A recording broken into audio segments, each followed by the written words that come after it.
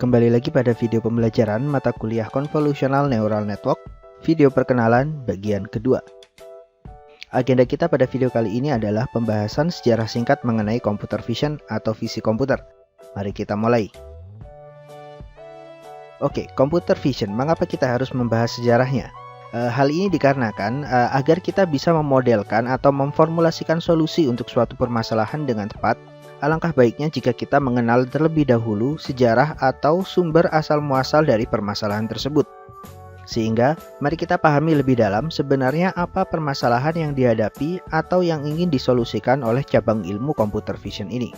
Computer vision adalah cabang ilmu dari computer science atau ilmu informatika yang beririsan atau menyentuh banyak cabang ilmu lain, seperti biologi, engineering, robotika, dan pastinya computer science dan matematika.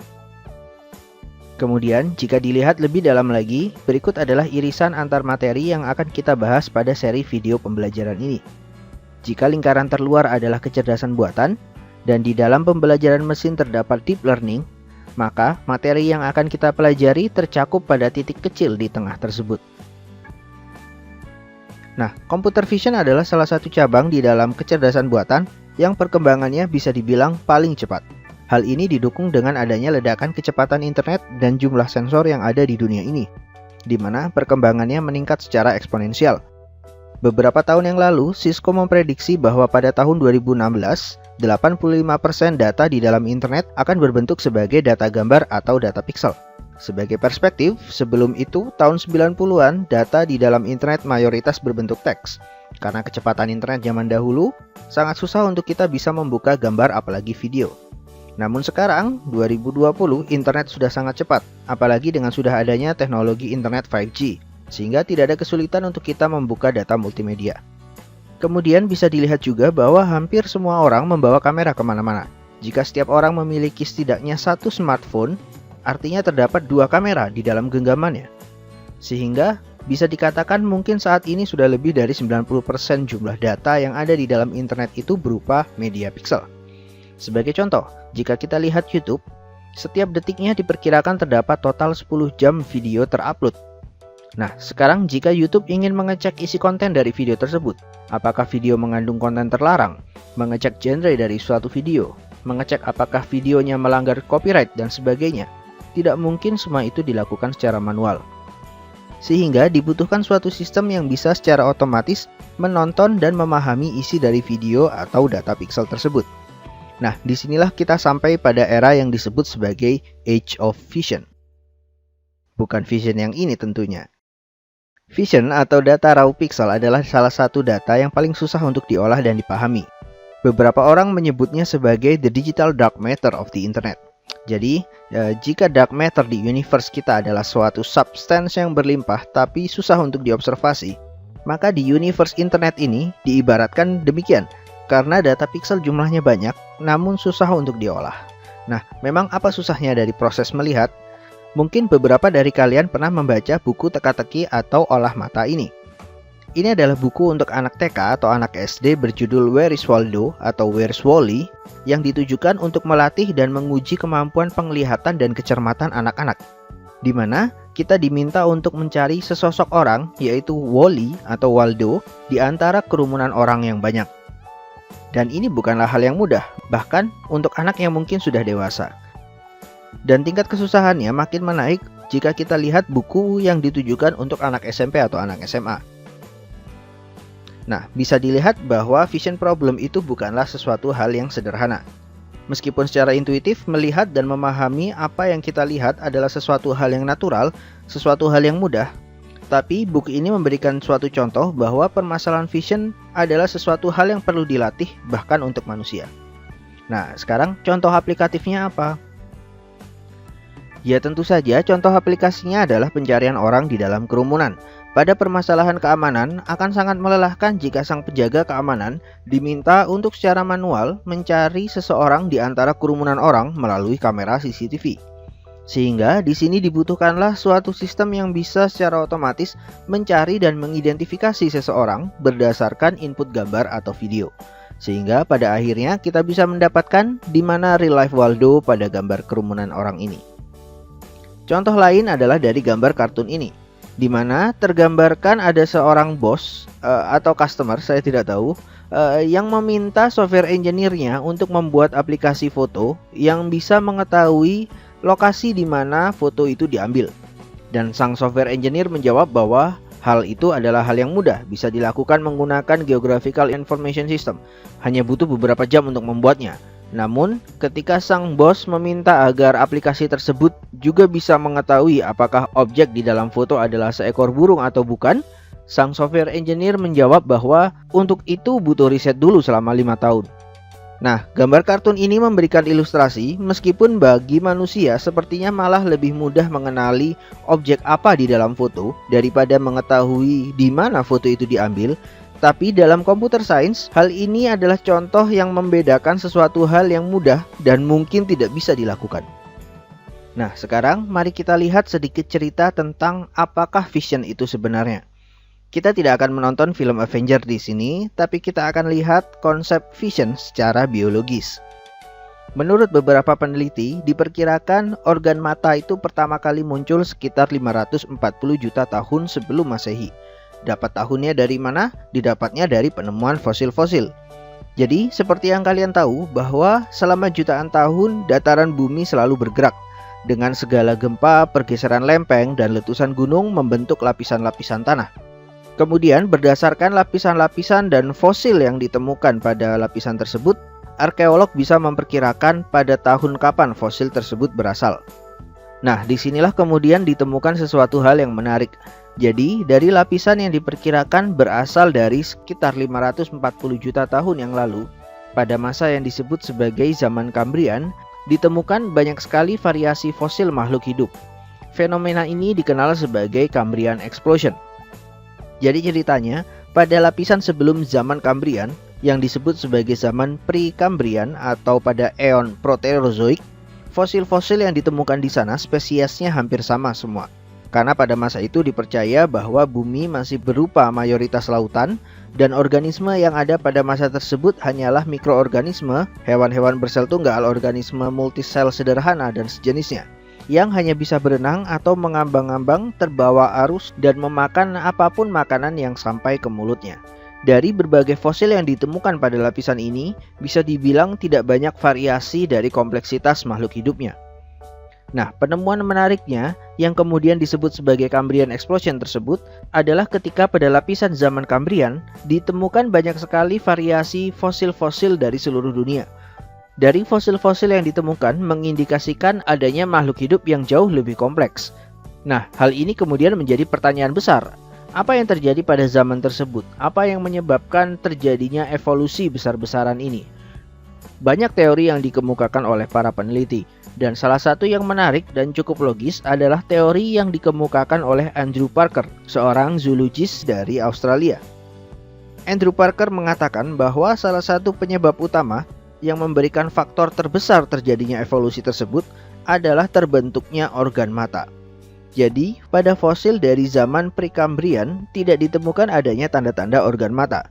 Sementara pada fosil trilobites yang ditemukan pada zaman Kambrian, ditemukan tanda-tanda sudah terdapatnya organ mata primitif yang menyerupai konsep pinhole kamera.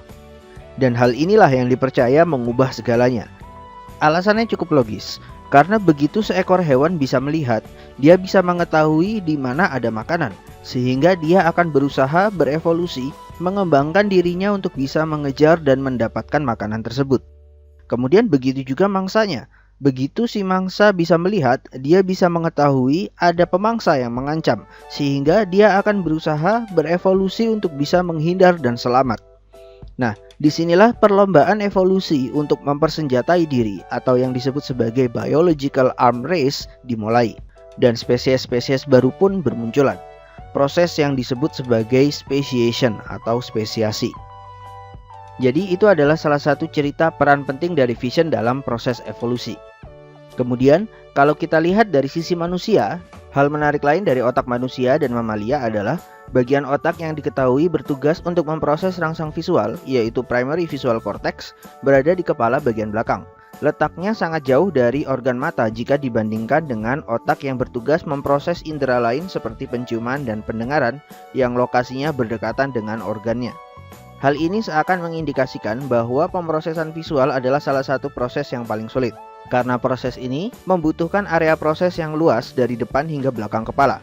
Dan saat manusia melihat, diketahui bahwa lebih dari 50% area otak ikut aktif dalam memproses. Nah, kemudian berbekal pengetahuan tersebut, dua peneliti dan neurofisiolog dari Harvard bernama Hubel dan Wiesel ingin meneliti lebih detail bagaimana kerja otak dalam memproses input visual. Jadi, pada tahun 1959, Hubel dan Wiesel meneliti cara kerja otak dengan cara memasang pin elektroda yang ditusukkan ke dalam otak kucing tepat di area otak yang diketahui adalah primary visual cortex. Kucing ini dibius, namun dibiarkan tetap sadar sehingga peneliti bisa melihat aktivitas otak saat kucing tersebut diperlihatkan gambar-gambar tertentu. Jadi pada saat itu, Hubel dan Wiesel berharap ketika si kucing diperlihatkan gambar-gambar seperti gambar ikan, gambar makanan, gambar bola, atau yang lainnya, mereka bisa melihat adanya peningkatan aktivitas otak. Tapi ternyata mereka tidak menemukan adanya aktivitas tersebut.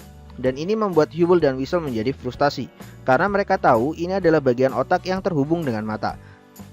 Nah, kemudian cerita ini menjadi salah satu contoh bahwa penemuan ilmiah itu didapatkan dari gabungan penelitian yang terencana dan keberuntungan.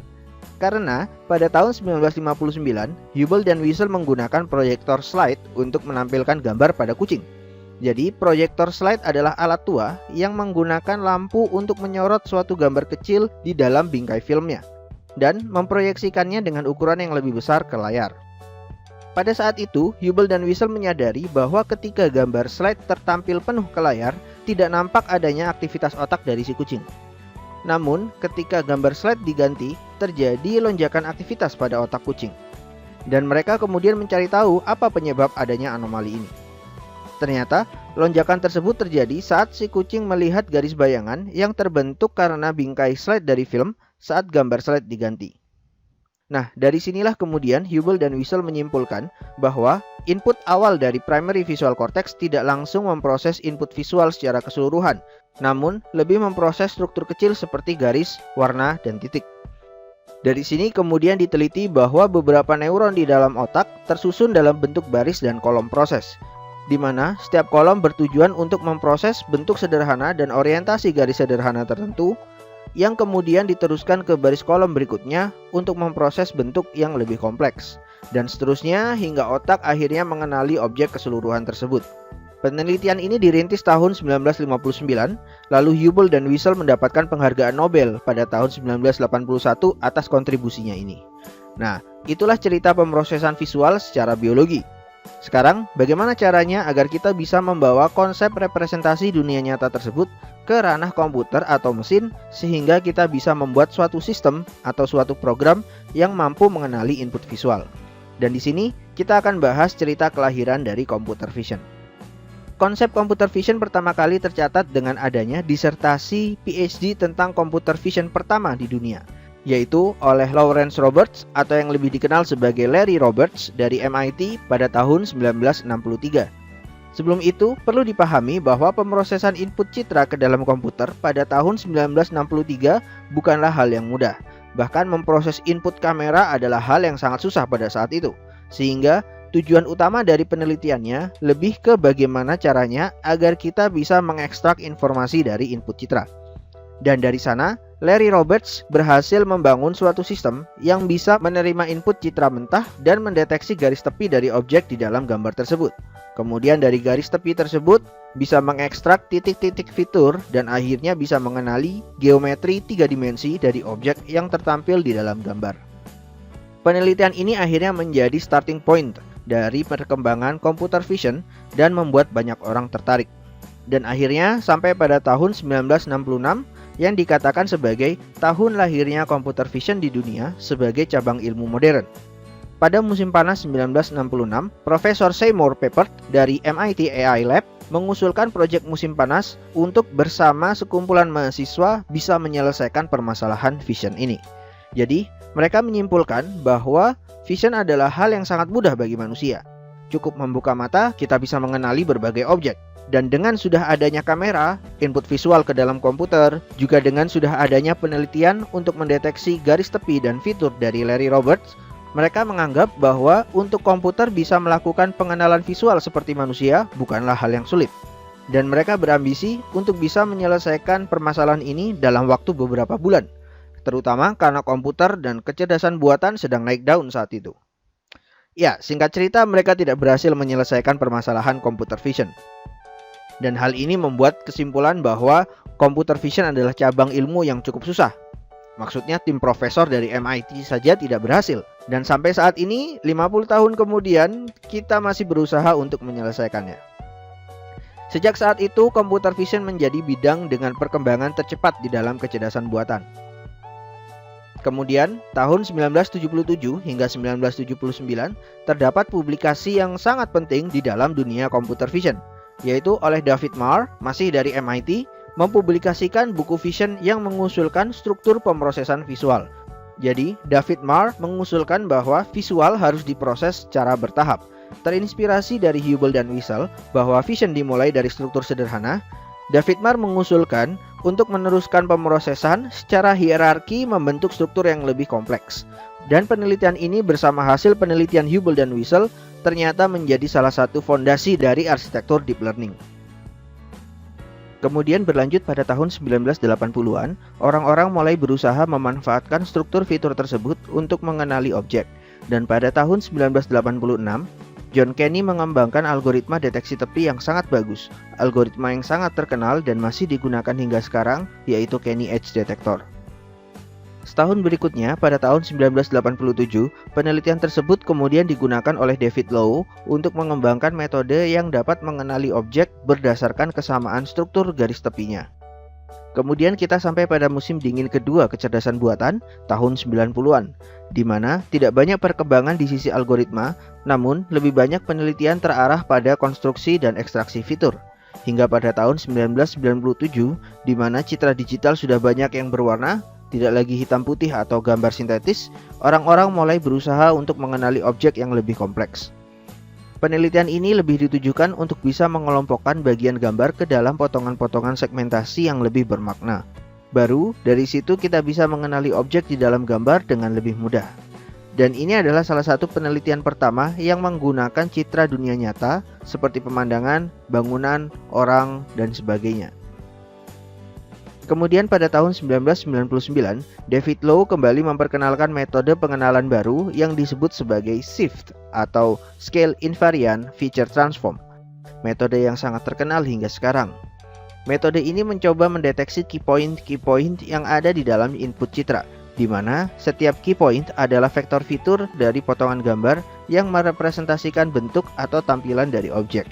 Ide dasarnya adalah karena kita sendiri sebagai manusia tidak membutuhkan tampilan keseluruhan dari suatu objek untuk bisa mengenali objek tersebut. Misalnya, kita bisa mengenali terdapat seekor kucing di balik meja hanya berdasarkan sebagian kecil dari tubuhnya yang terlihat.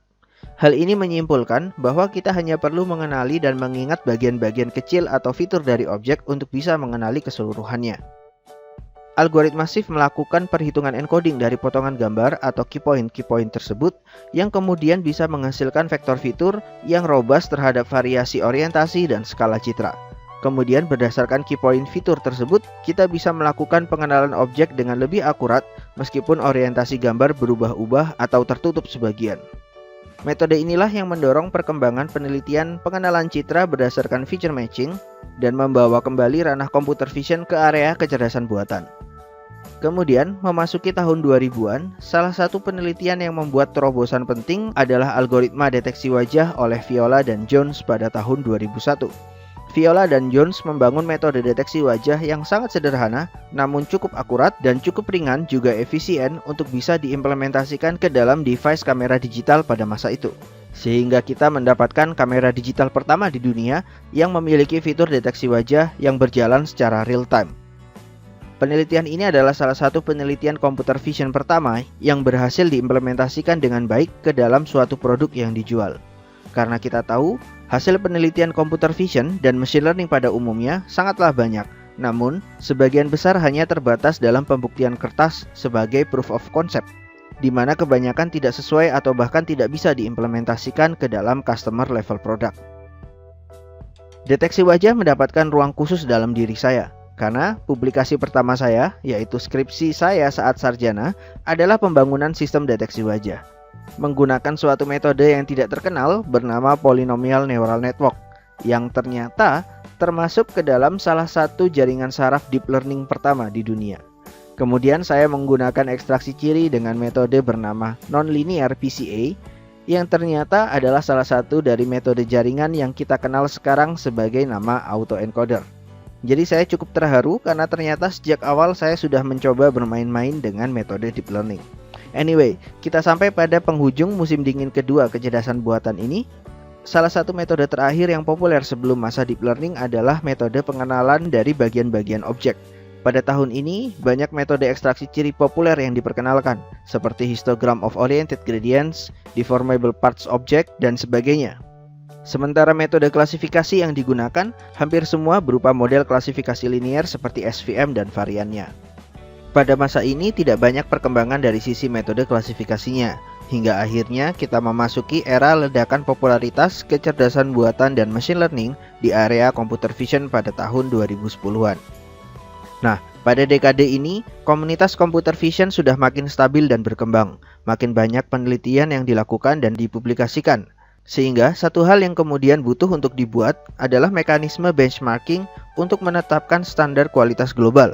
Karena pada saat ini banyak metode dan algoritma yang diperkenalkan dan semua penulis menyatakan bahwa performansi metodenya bagus, metode yang terbaik, dan seterusnya menggunakan ukuran standar akurasi dan data masing-masing. Dan ini tidak bisa dibiarkan. Para peneliti terkemuka memutuskan bahwa kita butuh suatu standar global yang harus diikuti oleh semua peneliti di seluruh dunia sebagai benchmarking, agar hasilnya bisa dibandingkan dengan lebih objektif.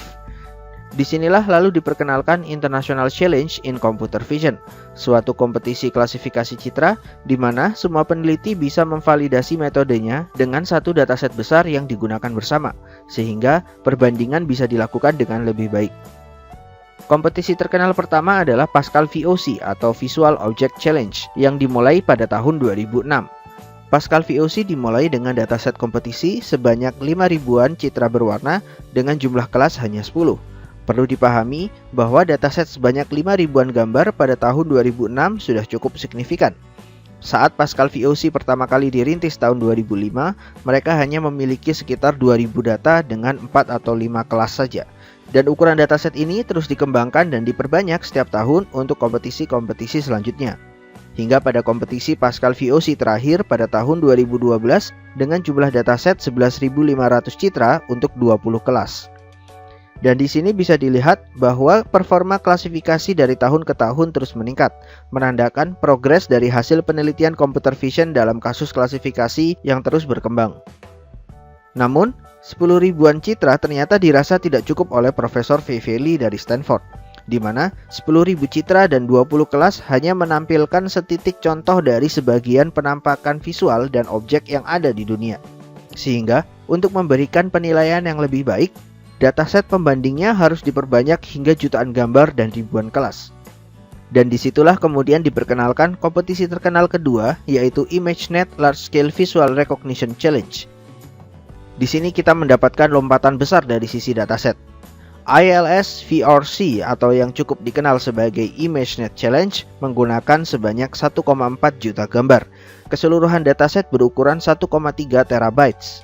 Dengan ukuran rata-rata 480 x 400 pixel terdiri dari 1000 kelas objek. Kompetisi ini pertama kali dibuka tahun 2010 dan berakhir pada tahun 2017. Kita bisa melihat progres performansi kompetisi ini dari tingkat error klasifikasinya. Pada tahun 2010, awal kompetisi ini diluncurkan, pemenangnya adalah Lin et al. Dengan tingkat error setinggi 28,2%. Kemudian dikalahkan oleh Sanchez dan Peronin pada tahun 2011 dengan tingkat error 25,8% atau akurasi yang mencapai hampir 75%. Pada 2 tahun pertama ini, hampir semua peserta kompetisi menggunakan metode ensemble dengan gabungan beberapa metode ekstraksi ciri dan klasifikasi linear seperti SVM dan variannya. Kemudian pada tahun 2012 menjadi tahun yang bersejarah saat Alex Krzyzewski et al. Memenangkan kompetisi dengan lonjakan error yang sangat jauh, di mana errornya turun hingga 16,4%, artinya sudah melebihi tingkat akurasi 80%. Dan di sini metode yang digunakan adalah convolutional neural network yang dilatih secara end-to-end tanpa metode ekstraksi ciri. Momen yang menjadi awal revolusi deep learning. Dan sejak saat itu, dari tahun ke tahun, pemenang kompetisi ini semuanya menggunakan metode convolutional neural network. Tingkat errornya pun makin tahun makin menurun. Hingga tahun 2014, pemenang pertama kompetisi ini mencapai tingkat error 6,7% atau sudah lebih dari 93% akurasi. Perlu diketahui bahwa tingkat error manusia dalam mengklasifikasikan keseluruhan dataset uji ImageNet adalah sebesar 5,1%. Jadi, terdapat penelitian yang membayar satu orang untuk benar-benar mengklasifikasikan gambar-gambar di dalam dataset uji secara manual. Dan pada tahun 2014, performa convolutional neural network sudah sangat mendekati kemampuan manusia. Ya, kemudian pada tahun 2015, akhirnya batas itu terlampaui, di mana pemenangnya adalah Kai-Ming He et al. Dengan tingkat error serendah 3,6%, sudah melebihi 96% akurasi. Dan sejak saat itu, tingkat errornya semakin menurun hingga akhir kompetisi pada tahun 2017 dengan tingkat error 2,3%. Kemudian kompetisinya ditutup, karena pada kondisi ini sudah sangat sulit untuk bisa melihat adanya peningkatan performansi. Kemudian pada tahun 2019, ImageNet diberikan penghargaan pada ajang konferensi CVPR atas kontribusinya dalam menggerakkan roda revolusi penelitian deep learning dan computer vision. Saat ini, convolutional neural network sudah menjadi alat yang sangat penting dalam merekognisi objek. Pada tahun 2012, model yang dibangun oleh Alex Krizhevsky et al. Adalah jaringan konvolusi sedalam 7 layer. Sebelum itu, model-model yang digunakan adalah gabungan dari beberapa ekstraksi ciri seperti SIFT, HOG, LBP, dan arsitektur klasifikasi seperti SVM dan sejenisnya. Beberapa teknik sudah cukup kompleks, namun tidak ada yang menerapkan konsep end-to-end learning.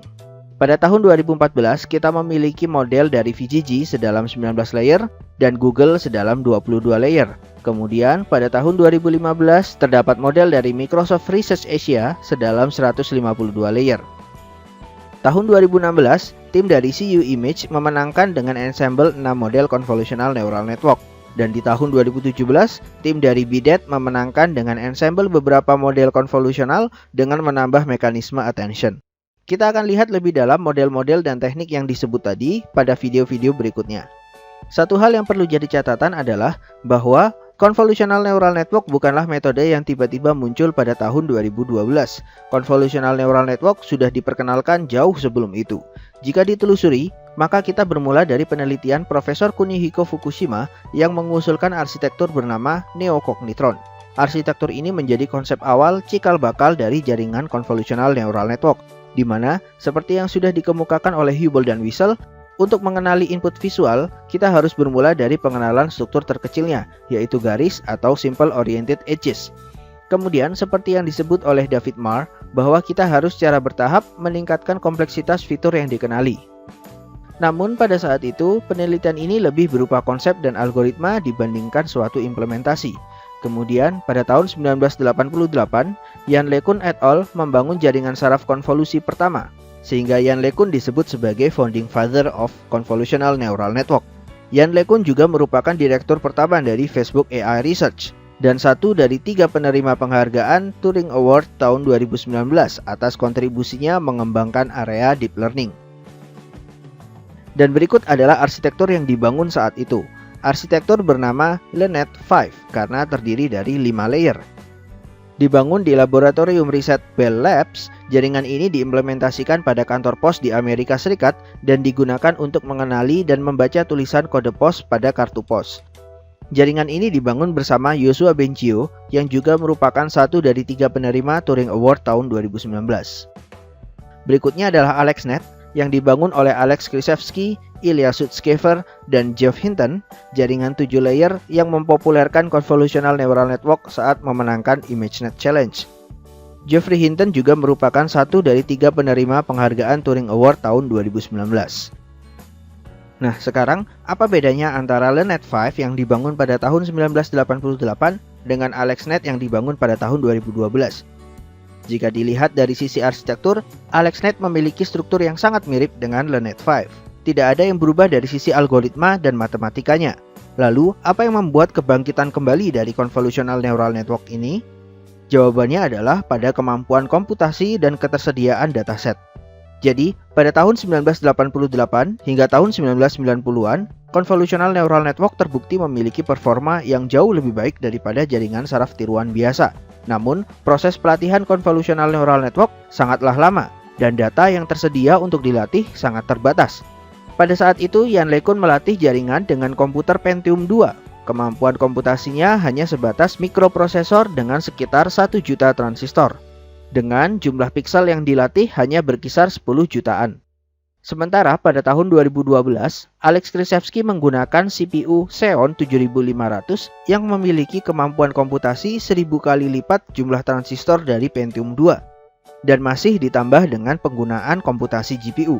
Kemudian, Krizhevsky juga mendapat kemudahan dari sisi data yang dilatih. AlexNet dilatih dengan jutaan gambar. Dengan jumlah piksel yang dilatih sudah melebihi magnitud 10 pangkat 14, atau sudah memasuki kuadrilion piksel yang dilatih. Dan inilah yang membedakan Convolutional Neural Network pada tahun 1988 dengan Convolutional Neural Network pada tahun 2012. Sehingga jika kita simpulkan, apa saja bahan-bahan yang dibutuhkan untuk menjalankan deep learning? Secara singkat, kita butuh algoritma, kita butuh data, dan kita butuh kemampuan komputasi.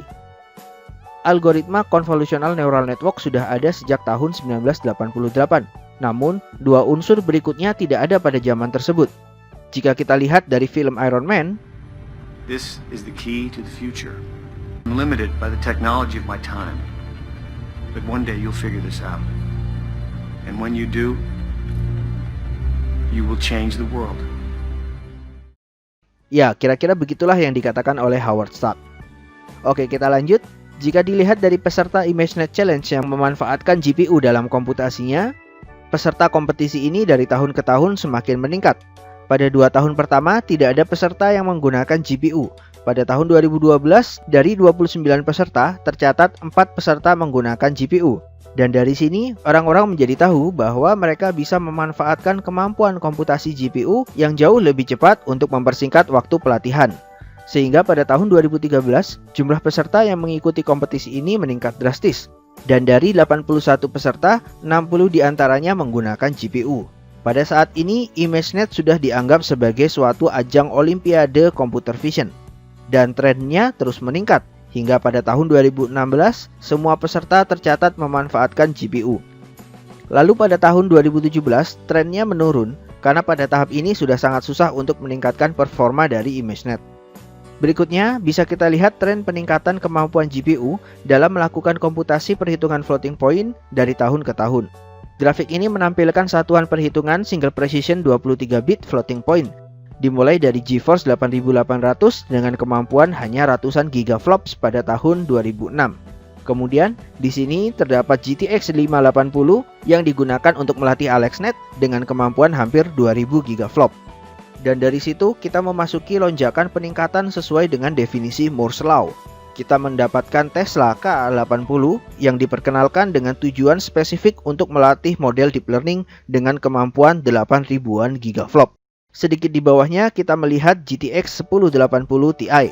Yang perlu dipahami bahwa kartu grafis 1080 masih ditujukan untuk pemrosesan visual dan gaming pada komputer. Kemudian kita melihat ada Titan V yang sudah memiliki CUDA core dan juga ditujukan untuk melatih model deep learning. Di bagian atas sebenarnya kita melihat GPU Titan RTX dan RTX 2080 Ti yang berada sedikit di bawah Titan V. Tapi lagi-lagi, RTX dan 2080 lebih ditujukan untuk visual dan gaming, sehingga tidak terlalu populer pada komunitas deep learning. Meskipun demikian, Nvidia menyatakan bahwa RTX adalah teknologi yang menggabungkan tujuan gaming dan deep learning karena sudah mengandung Tensor Core. Dan ya, minggu lalu Nvidia memperkenalkan seri RTX 3 dengan kemampuan 30 ribuan gigaflops. Sesuai dengan Moore's Law, grafiknya naik 2 kali lipat setiap 2 tahun. Kita akan bahas lebih jauh mengenai device pada video-video berikutnya. Kembali ke ingredients of deep learning, jika kita lihat dari sisi data dan pixel, MNIST dataset yang sangat populer, terlalu populer malah bagi saya, karena terlalu sering digunakan, bisa dibilang saat ini hanyalah toy model atau dataset untuk coba-coba metode baru. Dengan hanya berkisar 47 juta piksel, MNIST tidak memberikan cukup tantangan saat ini. Kemudian, di sisi kanan kita melihat ImageNet dengan lebih dari 200 miliar piksel. Dataset ini terlalu besar untuk kita gunakan untuk belajar, sehingga di video pembelajaran ini kita akan gunakan dataset CIFAR yang berkisar 150 juta piksel. Dataset berukuran 32 x 32 piksel, sedikit lebih besar dari MNIST yang hanya 28 x 28 piksel, tapi sudah berwarna. Sementara MNIST adalah citra grayscale. Berikutnya, kita lihat tren dari deep learning. Meskipun 2020 sepertinya kita sudah memasuki masa jenuh, tapi tren indeks pencarian dari Google sejak 2015 mengenai deep learning terus meningkat. Kemudian, jika kita lihat dari jumlah paper yang diunggah pada repository Archive, kita melihat peningkatan yang drastis dari tahun 2015. Ini adalah grafik yang dikompilasi pada tahun 2017, beserta peningkatan keyword yang menyebutkan nama-nama model convolutional neural network. Berikutnya kita lihat grafik pada tahun 2018. Bisa dilihat bahwa kita sudah melebihi proyeksi Moore's Law untuk jumlah paper, di mana pada tahun 2018 sudah lebih dari 100 paper baru yang terupload ke dalam archive setiap harinya. Bagi saya ini adalah sesuatu yang sudah tidak mungkin diikuti oleh manusia. Kemudian, jika kita lihat dari tren popularitas computer vision, dari konferensi computer vision paling beken, CVPR, tahun lalu lebih dari 5.000 paper yang disubmit. 1.200 diantaranya diterima, dan pada acara konferensinya sendiri 9.000 peserta hadir di sana. Terlihat peningkatan jumlah paper yang sangat drastis dari tahun-tahun sebelumnya. Tren ini juga terlihat dari sisi peserta yang hadir. Hal yang sama dilihat pada konferensi beken lainnya seperti ICCV pada tahun 2019, memperlihatkan bahwa euforia ketertarikan peneliti dan masyarakat umum pada perkembangan deep learning dan computer vision masih sangat tinggi. Karena memang permasalahan computer vision bisa dibilang sangat luas dan banyak yang harus diselesaikan. Meskipun demikian, akar utama dari penyelesaian computer vision tetap adalah klasifikasi citra. Dari sana, kemudian berkembang ke penyelesaian permasalahan yang lebih kompleks. Dari klasifikasi, kita akan dapatkan lokalisasi, deteksi, hingga segmentasi. Kemudian berlanjut ke anotasi hingga image captioning, dan kemudian target permasalahannya bisa berkembang hingga kasus yang lebih kompleks. Misalnya untuk input video, real-time processing, rekonstruksi 3 dimensi, dan seterusnya. Mungkin kita lihat atau baca dari berita-berita yang mengatakan bahwa kemampuan komputer sudah hampir menyamai atau bahkan mungkin ada yang mengatakan sudah melampaui kemampuan manusia. Namun, jika kita belajar lebih dalam untuk computer vision, maka kita akan makin sadar bahwa kita masih sangat jauh dari tahap komputer yang bisa menyamai kemampuan pemahaman visual manusia. Contoh terkenal yang digunakan adalah gambar berikut. Jika kita melihat gambar ini, kita bisa mengetahui jauh lebih banyak daripada komputer yang mungkin hanya bisa mengenali ada orang di dalam lorong, ada lemari, mungkin bisa mengenali terdapat kaca, atau bahkan bisa mengenali identitas mantan Presiden Amerika Barack Obama. Tapi, mungkin kemampuan komputer hanya sebatas itu. Kita sebagai manusia bisa mengolah informasi jauh lebih banyak dari sekedar itu. Seperti bagaimana lucunya seorang presiden pada saat itu menjahili koleganya bahwa dia menginjak timbangan yang sedang digunakan sehingga membuat berat koleganya tampak berlebih. Bahwa di belakang terlihat kolega-kolega lainnya terlihat geli atas keusilan tersebut. Hal-hal ini masih belum bisa dilakukan oleh komputer. Paling tidak sampai saat ini belum bisa mencapai tahap tersebut. 5 tahun lagi, 10 tahun lagi kita tidak tahu. Tapi yang pasti, teknologi computer vision dapat membantu kita meningkatkan kesejahteraan hidup kita. Dan sekarang saatnya kalian bergabung di dalamnya. Oke, itu saja video pembelajaran pertama untuk mata kuliah Convolutional Neural Network. Pada video berikutnya, kita akan bahas lebih jauh mengenai klasifikasi citra. Sedikit tambahan, bagi yang ingin mengetahui di mana posisi Waldo pada gambar ini, disinilah ia berada.